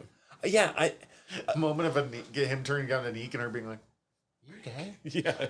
I love Zeeg's plot this season of just like her and Gord. Will they? Won't they? Kind of just like do anything. I especially love Shoresy just like telling Zeeg she's a hot girl and like she should be able to talk her way out of a ticket. It's such a weirdly sweet moment for such a like dickhead conversation. Yeah, he's so aggressively fuck you. How could you be so dumb up that you're not hot? Like, what do you're a hot girl. How could you be so fucking dumb that you couldn't get out of this? But that's why she believes him. Like, because... Well, I was going to say, the other thing I love about that is, like Meeg also understands what a fucking turning point that is. Like, all of her reactions in that scene are like, holy fuck. I get to watch this. I get This to is watch amazing. this. Holy fuck, Shoresy actually cares about my sister? Like, It's top 10 favorite scenes of that whole season, I think, for me. That's why I want Gord to come back, because I want more of them together, Gordon, too. yeah. God, Zeke is hot. Jesus Christ. Yeah. I don't know. I fucking 50-50 if she's hotter than Mig. I'm on the Zeeg side. Meg is gorgeous, don't get me wrong. I don't know. I fucking love the recurring joke of they can never get that drunk again. They can never get Like, I was almost sad to see what happened at that party. until because it I was just what enjoyed happened it. at that party. It was still really, I loved that episode, but like for the first half, I was like, I don't want to see this. I just wanted to like. I didn't know how badly I needed the entire team fucking dancing pantsless. Such an incredible It's scene. a weird sentence, but it was fucking incredible. Dude, that episode might be my favorite of the whole season, though. Despite it being a thing I would never expect to have seen, and don't know if I want to actually have seen, but diving into the pool. Like, no, don't do that on that many drugs. Like them doing a chain massage in the van in the bus, stopping to see if it feels as good on themselves, and then Shoresy just like very quickly like no, and then everybody back. It's Fantastic. Unbelievable. I don't know if this season has a downs. Like, I keep trying to think of things that like I don't like as much, but honestly, I keep rewatching this season. Just any of the it's weakest ridiculous. points of this season tend to be small enough side characters that I don't need too much time on them anyways. Like, you know, Frankie's story is kind of dumb, but also we don't need a lot of that. We just need enough of like, oh, Frankie's got shit going on, that's why he's not doing a good job. I mean, this is the tightest, most focused season. To the point where like there's things going on that like we don't actually really get to see the side plot of. Mm-hmm. Like Shoresy and fucking Laura Moore have now been going out for like a couple weeks. In a lot of shows, that would be its own subplot. Yeah, that'd be like it's the primary mentioned point like of season twice. It's 3. mentioned like the only times you see it is when they're together, and they're together in maybe 3 scenes, maybe And 2. he mentions it when they're asking why Laura's not out at the party. Yeah, because he's too old for this. But it's not. But it's also like you don't question that it's not happening. Yeah.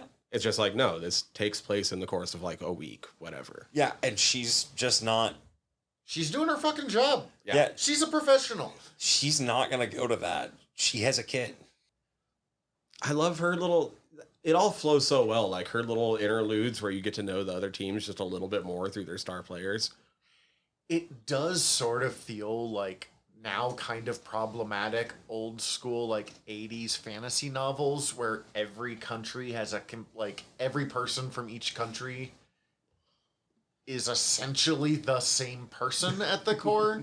Like, I don't know if you ever read any David Eddings or like old Dragonland stuff of like all people from Eloria or Cherik are Vikings. Every one of them. All Algar are angry horse nomads. All of the Charlottetown Reds are really nice. Yeah. Real good Like- guys. But Don't know also at what the to same tell ya. time, if you need to like convey how a team rolls in one go, it's accurate.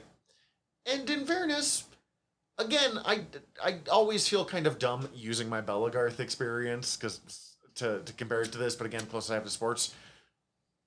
Most foam fighting teams are weirdly similarly themed in the same way. Those guys drink too much PBR and are super fratty bros, but like in a fun college way. Those guys are all pretty chill dudes, but they're raging fucking egotists on the field. They drink too much. Like, that's Just in what they're- general. Yeah. That's like 4 different groups, but Well, weirdos find each other, God, we do. said the person to the 2 other people recording with him. Yeah, this season's kind of heavy though compared to the others. Incredibly heavy, and like Like we haven't really touched on that yet. We've been laughing about a bunch of shit this season. Okay, well, but there's a reason for that. Season 1 is about being the underdog. Season 2 is what does it mean to be the best, and Season 3 is everyone gets old someday. I have never seen anybody in any sports movie tackle this way. Yeah, I was about to say the closest might be what, like The Wrestler? That's another really new one, too. It's, Mhm. Yeah, That's the only other Or thing I can newer, at least, yeah. theoretically think of. Because, yeah, this is a season of where Shoresy has to tackle the fact that he Can't play physically can't play the game he loves anymore. And to be close to it in any way, he will have to sacrifice that ability. He can't play. He'll have to be tangential. Ted Lasso's the only show I've ever seen to really, and I mean, not that I watch a bunch of sports shows, but like, this is if Roy Kent was the main character of Ted Lasso. Mm-hmm. Yeah, but most yeah, exactly. But I've never seen any sports movie like that's not generally like what it is to be the underdog. Or I've seen things that like I'm super old, but I still can do it type things. I've never seen the despair of knowing that you can't do the thing that you live and breathe. The closest I've seen is the bits of the Undertaker documentary series I was watching that was all about him trying to like get the perfect last match. Mm-hmm. Yeah, the I Can't Go was fucking like my heart dropped the first time I watched that. Like, what? And then that episode just ends and you're like, yeah, and the whole setup of go until you can't go no more. Yeah, what happens after that? What happens when you can't go? And we haven't even gotten to that yet. We don't get to see what happens after. This is just going till you can't go no more. Let's deal with that sentence and then while setting up a bunch of options for him. Mm-hmm. Yeah, like a bunch. Like they love him on the Bro Dude podcast. They fucking Nat wants him to coach. I feel like he might somehow Do both? I do both. There's nothing that would stop him from doing both. Like, honestly, he could do all three. It's fucking senior whale shit hockey. Mm-hmm. I think he's definitely going to do the coaching kids because I feel like that's going to be a weird dynamic that they want to play with. He is strangely good at it. Right? Even with Corey and Liam. Like, and I feel like that might be how they get Laura's kid in. Yeah, we've still never seen him. Okay, here is my critique of season 3, and you helped clear some of it up.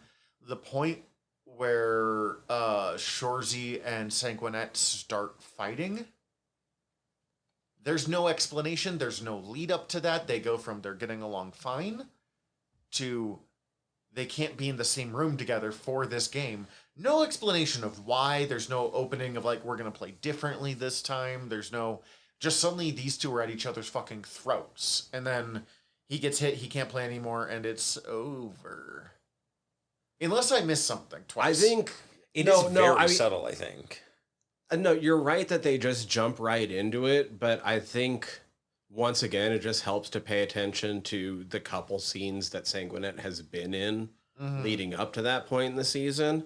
And it sucks because I do think that in that scene... Maybe not at the very beginning, but like at a certain point, Shoresy's right. And I think Sanguinet knows that, but he's set in. And if he's going to be coach, he can't be letting Shoresy call the plays. It's even a good scene. I enjoy the scene. It's some really interesting dynamic, especially with what it leads up to. I just needed even 30 seconds more.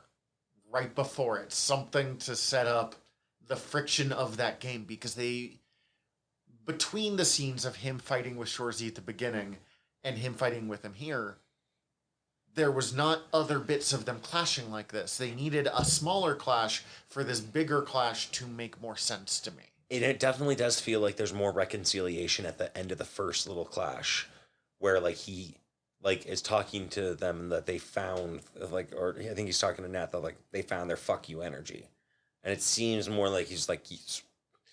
No, I think there's a big difference there, because in the past he would have been sitting with the guys. Yeah, Sanguinet has been shifting away from them, and Very he has to. He's the coach. Like he does have a different. And they even make points about that being at the players only, about like what is he doing here at the players only. Other than like Shoresy kind of like bats it away of like, well, he's the coach and he's going to talk to us. So it makes sense that he'd be at the players only. Sanguinet, and I think that is kind of set up for what's going to come next, because we all know that Shoresy's going to coach, and we all know that Shoresy is going to be a pain in the ass to Sanguinet. Like, what the fuck does that mean? Are they firing Sanguinet? Mm-hmm. For I know, that's Shoresy what to I was coach? kind of wondering. I didn't think about Are they that gonna- the first time, but the second time I was like, wait, but they got a coach. Are they going to co-coach? Like, Ted Lasso set up a little coaching team, and that's not a... Like, I'm assuming the budget is pretty small, but, like...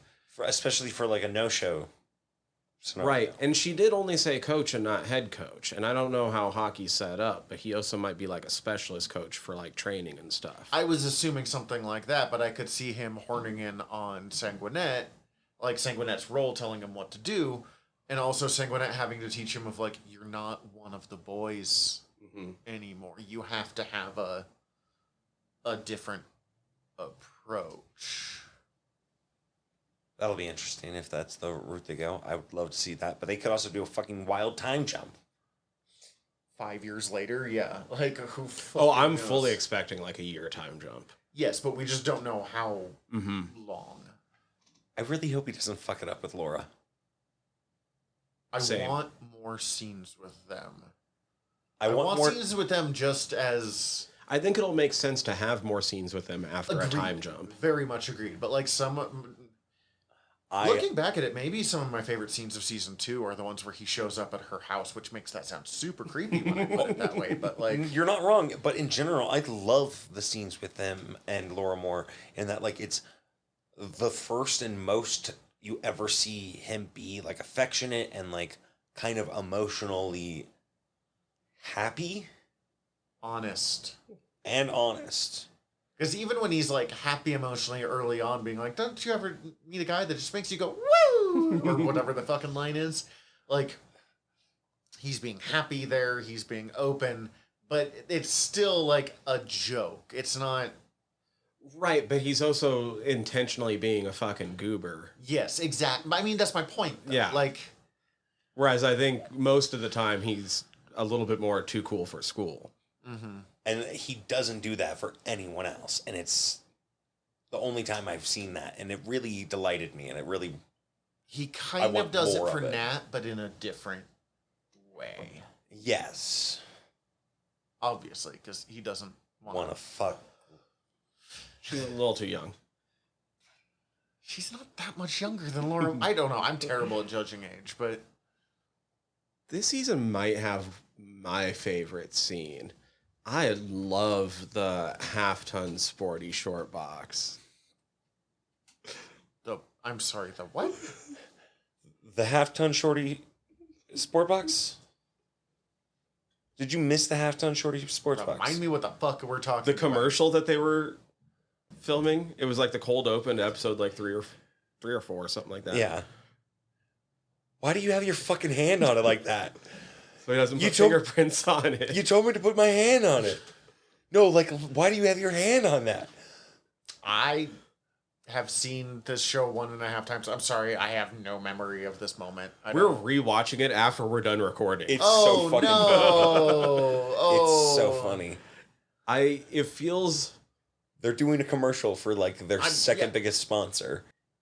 It's the scene... First off, it's fucking hilarious, but I also think it's the scene where it feels most like they just are naturally their characters and, like, hanging out the way their characters would hang out. Especially when fucking Dolo comes in with a tabernacle, boys. I have nothing. This scene did not stick for me at all, I guess. Oh, it's so my good. God. I think my favorite scenes are it's the big climatic scene of, like, get us one, get us the point. But it's built to be that. Holy shit, that scene's good. Dude, the whole last episode, if you allow it to be, can be just extremely emotional the entire time through. It's incredible. And, I don't know, the walking competition is so fucking funny to me. But, like, that or the moment where Dolo tells him you good suck he now. Like, walks. oh, fuck, he's walking good. But, the moments of, in the same line of them just hanging out at the apartment where they all are just being friends. Like, these are Shoresy's. Shorty is my cat. These are Shoresy's compatriots. Mm-hmm. His brothers, essentially. Which, given his, like, foster sibling youth, that is such an interesting concept for him, in that, like, it's very much these people are his brothers as much as any of his other siblings are, regardless of, like, have you ever legality. been on a like long-term team like this? No. Because like I get it. I mean, again, I know Belagarth is not the same fucking thing, and it's my doofy foam fighting game, but like some of the people I've been fighting with, I have been fighting with for 21 years. Like, very few people. Maybe my wife knows me better, and that's about it. So, like, are you my brother? Like, are you gonna listen to me when I have something to say, even if it's mean or whatever? Like, You suck. yeah, buddy, I'll hear you. Yeah, no. I have definitely used, am I your brother? Yeah, then you're gonna believe me when I say right now, and it's effective if you use it in the right situation. God, that last episode is so fucking good. Incredible. The beginning when they're voting and shit, It and the sold my turnaround at the partner on watching the entire series, just to know where it goes. I was so ready to dislike this. Like, I knew I was gonna like it because I liked Letterkenny, so I was going in with faith. But I was so ready to be like, this didn't fucking work, and then it did. Okay, so Shoresy Part 1. Is it Are three we getting? parts I was or about to two say, are we parts? getting a 2-part or are we getting 3 parts? I feel like they might, given they might be thinking of a 6 parts? They could do a 3-part, but also they still have to do part 2. Maybe they. But yes, it'd be weird if they went straight to part 3. Exactly. That's not what I was going Time for. jump. But like, they could, and that'd be weird, and that'd be a real fucking great called shot to then go back and do part 2. But I feel like they could just decide midway through that there's not much more story that they want to tell, and just have it be a part 1, part 2. I did not expect. I fully expected it just to like a series end. In all honesty, despite Ted Lasso had me prepped for 3 seasons and done. Ted Lasso had me prepped for 3 seasons. Plus, in general, the trend of just fucking canceling good things and getting to 3 seasons usually is like a make or break kind of scenario for a lot of people. Of like, well, fuck it, we're just gonna call it. Yes, but the bright side is both Crave TV and Hulu are desperate for these shows to continue, the kind of Kiso-verse, for lack of a better term. He just made a huge deal with them, and it doesn't cost much money to make these shows. And I know, I don't know how much, but like it's definitely been brought up across different interviews with different people a number of times. Like rewatching, not just initial watching, but rewatching really helps get shows renewed. And I feel like I'm doing my part. Yeah, Oh, you God, are. yeah, you Like are. all 3 of us. I'm doing my fucking part. I might carry this. Just a note that I thought of. On my second watch through, we had no power. So I had to download it all to my phone while I was hanging out at my partner's work, and charging our external battery in my phone and all that jazz.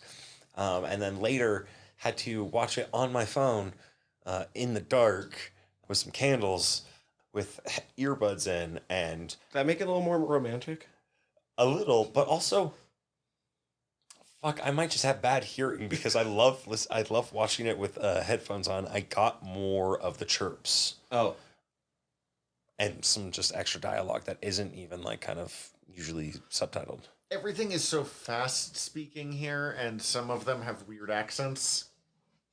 Or just weird voices. Like, even Shoresy's voice is kind of a weird voice, even if it's... oh, the Prince Edward Islander bit was really fucking funny. I loved all the chirps. I especially really loved him chirping the guy who used to play at Boston, who plays for the Italians now. Oh my god, Sly Silvestri. Yes, the guy who fucking clubs 98. him. One away from the great one, huh? Fucking so good. It had me roaring. But also, I very much I particularly loved all of his interviews with Dude Bro or Bro Dude. Bro dude. Bro Dude. Particularly him talking about the Freezer twins and just like bring out some 3rd grade math.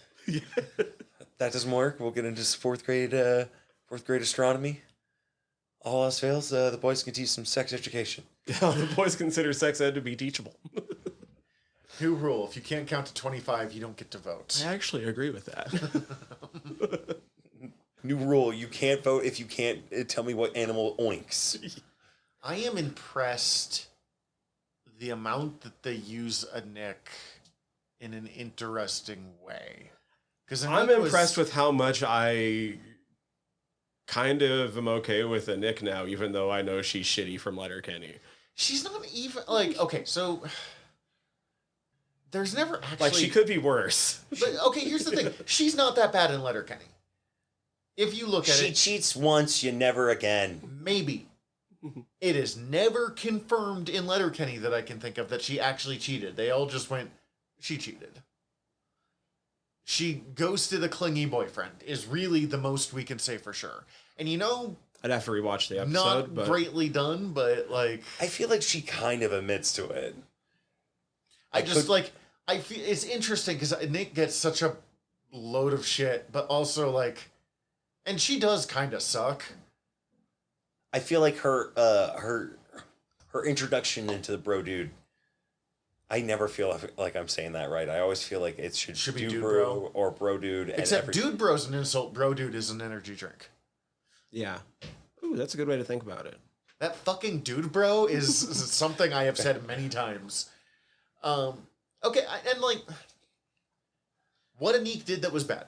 She broke up with her obviously shithead fiance, rebounded on Daryl, who was super clingy. Mm-hmm. Tried to get back together with fiance, and then clearly that didn't work out. Which, okay, like, in grand scheme, that actually doesn't make a lot of sense. She had a committed relationship with this person that she was going to theoretically marry. Like, the next day. Mm-hmm. Makes sense for her to go back to that and see if there's actually something there. Try and get back into a relationship that she's safe and committed to and is worth trying to re-examine. It's just because we like Derry that we take that as the, like, betrayal more than... And yes, don't cheat on people, but, like, I don't know. I just think it's interesting because if you watch that from a Nick's point of view, if the show was following her, they'd be like, yeah, you fucked up, but you would view her completely differently. No, that's fair. Yeah. And I haven't rewatched that episode in a bit either, so I couldn't say too much on particulars anyway. And it's mostly that she's just posting a lot of thirst trap photos, but like, yeah, that's fine. That's her. That's good for her. If she's comfortable doing that, then that's all her business. Part of it is a lot of the Nick storyline, like the initial one, is in the weakest season. Because it's season 7, the Kraken Ag season is the weakest season as far as I'm concerned. I like it. It's fine. I still enjoy it, but like... Yeah, I watched it. I definitely skipped it on my most recent rewatch and lost very little out of that. They introduced the Thibodeau character, but that's about it. Fucking Frankie's face when he goes back on that show. So the entire time. As he realizes he actually is being confronted this time. Yeah, he actually has to pay consequences for his actions. But even then, the consequences for his actions are mostly like, you kind of suck, dude. Like, I will agree with them wholeheartedly. You don't... Why do you finish a fucking Blizzard, man? Don't buy extras. Go back and get a fresh one. Have you ever frozen a Blizzard? It doesn't work very well.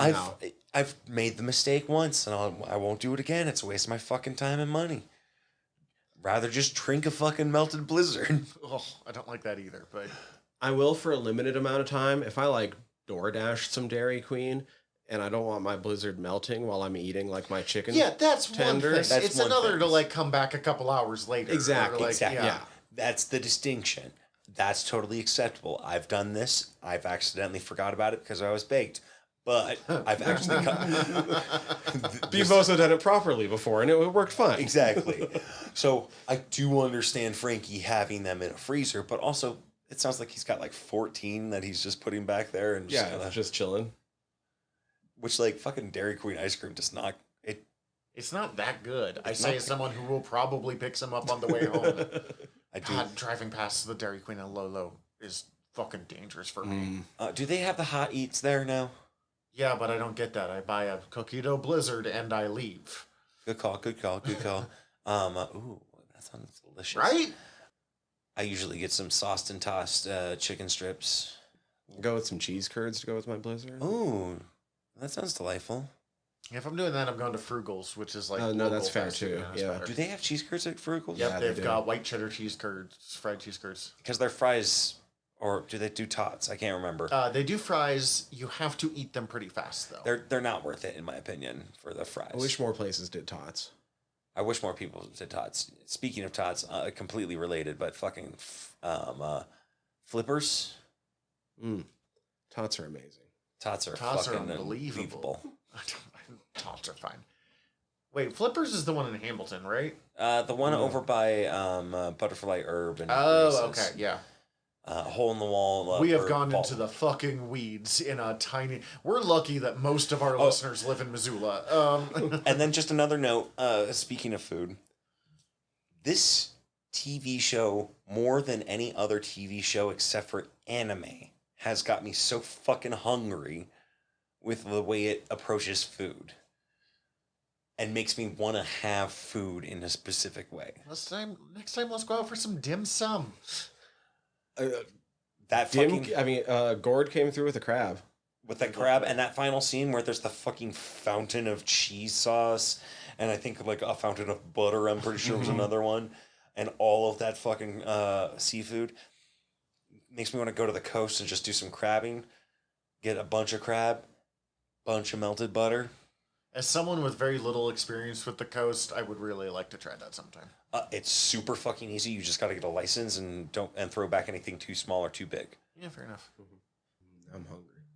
And you can literally just throw out a fucking a crab cage and just chill. I'm gonna double single some cheeseburgers tonight.